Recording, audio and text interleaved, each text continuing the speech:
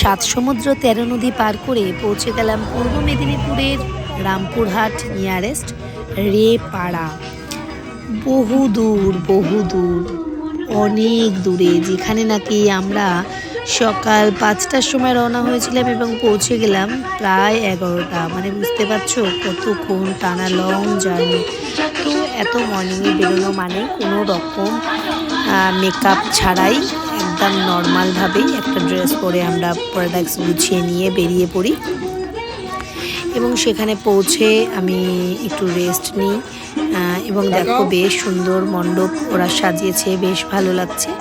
আর তোমরা জানো আমি একা যাই না, আমার সাথে শম্ভুদা থাকে, তো ওনাকে বলি একটু ভিডিও করে দিতে, উনি যতটুকু ভিডিও পেরেছে করে দিয়েছে। এরপরেই আমরা ওখানে পৌঁছানোর বেশ কিছুক্ষণ পরে ব্রাইডের হলদি আরম্ভ হয়ে গেল।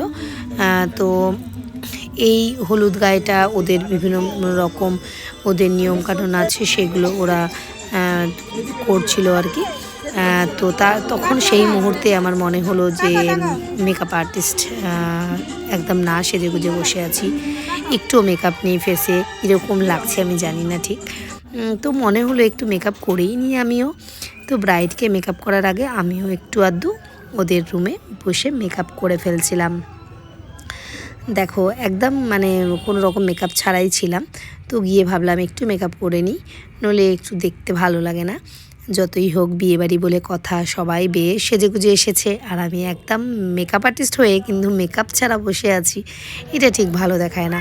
তো সেই জন্য আমিও একটু মেকআপ টেকআপ দিয়ে রেডি হয়ে গেলাম। দেখো কেমন লাগছে জানিও।